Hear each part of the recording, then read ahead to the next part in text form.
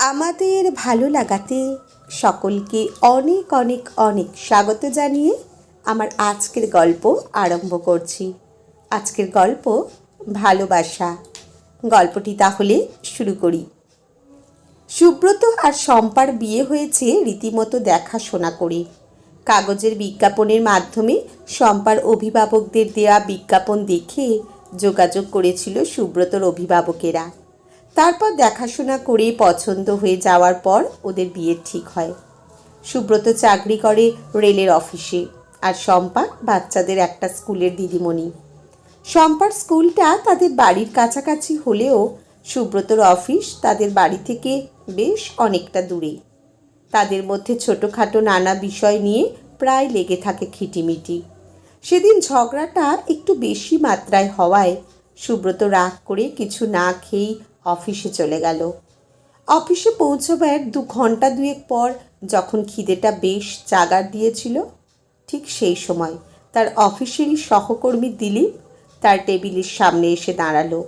দিলীপের হাতে তারই টিফিন ডিব্বা, যেটাতে করে সুব্রত প্রতিদিন বাড়ি থেকে নিয়ে আসে খাবার। সেই টিফিন ডাব্বাটা দেখে সে যখন চমকে গিয়ে দিলীপকে জিজ্ঞাসা করলো এটা সে কী করে পেল। দিলীপ বলল, বৌদি একটু আগে অফিসে এসে তাকে দিয়ে গেছে। এটা সুব্রতকে দিতে, আর বলেছে সে অফিস থেকে বেরিয়ে যাবার পর যেন টিফিন ডাব্বাটা সুব্রতকে দেওয়া হয়। সুব্রত টিফিন ডাব্বাটা খুলে দেখল তারই পছন্দের লুচি, সাদা আলুর তরকারি আর মিষ্টি। খিদের মধ্যে পছন্দের খাবার দেখে আনন্দের মধ্যেও সুব্রতর চোখের কোণ যেন কী করে ভিজে গেল। সুব্রতর মা অনেক দিন ধরেই হাঁটুর ব্যথায় বেশ ভুগেছেন। অর্থোপেডিক ডাক্তার পরীক্ষা করে আর এক্স-রে রিপোর্ট দেখে বলেছেন যত তাড়াতাড়ি সম্ভব হাঁটুর অপারেশন করাতে হবে। সুব্রত চাইছে রেলের হসপিটালে করাবে, কিন্তু সুব্রতর মা রেলের হসপিটালে যেতে নারাজ। তিনি চাইছিলেন বেসরকারি হাসপাতাল থেকে করা হোক। আর যে ডাক্তারবাবু তাকে দেখেছেন সেই ডাক্তারবাবুর তত্ত্বাবধানে অপারেশন করাতে চান তিনি। সুব্রত ইতস্তত করছিল। রেলের হসপিটাল থাকতে প্রাইভেট হাসপাতালে অতগুলো টাকা খরচা করতে। এর মধ্যে একদিন অফিস থেকে বাড়ি ফিরে দেখল শম্পা আর তার মা বাড়িতে নেই। বাবাকে জিজ্ঞেস করলো ওরা কোথায় গেছে। বাবা বললেন তার মাকে নিয়ে শম্পা গেছে মাকে নিয়ে এক নামকরা বেসরকারি হাসপাতালে ভর্তি করতে, মায়ের হাঁটুর অপারেশন করার জন্য। সুব্রত ভাবল তাকে কিছু না বলেই শম্পা মাকে নিয়ে হাসপাতালে চলে গেল, আর অপারেশনের এতগুলো টাকা শম্পা কোথায় পাবে, বা কোথা থেকেই বা আসবে। সুব্রতর বাবার রিটায়ারমেন্টের পরে তো জমানো টাকা বিশেষ নেই। বোনের আর তার বিয়ে আর বাড়ির কাজ করার জন্য রিটায়ারমেন্টের পর পাওয়া প্রায় সব টাকাই খরচ হয়ে গেছে।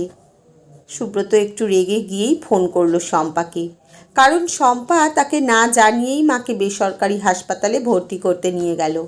এতগুলো টাকা এখন জোগাড় হবে কোথা থেকে? শম্পা ফোনে সুব্রতকে বলল মাকে ভর্তি করা হয়ে গেছে, আগামীকাল অপারেশন হবে। সে এখন বাড়ি ফিরছে, বাড়ি ফিরে সব কথা বলবে। বাড়ি আসার পর সুব্রত শম্পাকে জিজ্ঞাসা করল, এই যে প্রায় 3 লাখ টাকা খরচ হবে, সেই টাকাটা কোথা থেকে জোগাড় হবে? কারণ এর আগে ওই ডাক্তারবাবু বলেছিলেন হসপিটাল এবং অপারেশন সব মিলিয়ে প্রায় 3 লাখ টাকা খরচ হবে। সুব্রত শম্পাকে জিজ্ঞেস করল, এতগুলো টাকা শম্পা কোথায় পাবে? শম্পা কিছু না বলে সুব্রতর দিকে তার এই মাসের পে স্লিপটা বাড়িয়ে দিল। সুব্রত শম্পার পে স্লিপটা হাতে নিয়ে দেখল শম্পা তার স্কুলের পিএফ অ্যাকাউন্ট থেকে 3 লাখ টাকা ধার নিয়েছে। মাসে মাসে কেটে নেবে একটা বড় অঙ্কের টাকা মাইনে থেকে। অথচ এই বিষয়ে সুব্রতকে শম্পা কিছুই জানায়নি। সুব্রত শম্পাকে পে স্লিপটা ফেরত দিয়ে মুখটা অন্যদিকে ঘুরিয়ে নিল। শম্পা সুব্রতর কাছে এগিয়ে এসে সুব্রতকে ধীরে ধীরে নিচু গলায় বলল, মা হাঁটুর ব্যথায় ইদানিং বেশ কষ্ট পাচ্ছিলেন। মুখে বলছিলেন না তেমন কিছু, কিন্তু আমি তো তোমার থেকে বাড়িতে বেশি সময় থাকি, তাই আমি বুঝতে পারছিলাম। আর উনি চাইছিলেন রেলের হাসপাতালে নয়, ওই ডাক্তারবাবুর কাছেই বেসরকারি হাসপাতালে হাঁটুর অপারেশন করাবেন। তাই ডাক্তারবাবুর সাথে কথা বলে আজ মাকে হাসপাতালে ভর্তি করে দিলাম। আর টাকার কথা বলছো, তোমার মা কি আমার মা নয়? মায়ের জন্য এটুকুও করতে পারি না আমি? সুব্রতর চোখের কোণটা যেন আবার ভিজে উঠল। কেন যে এই সময়গুলোতেই তার এরকম হয়? সুব্রত আর কিছু না বলতে পেরে চুপ করে থাকল। আজকের গল্প এখানেই সমাপ্ত। কলমে কাজল, পাঠে জয়তী। ধন্যবাদ।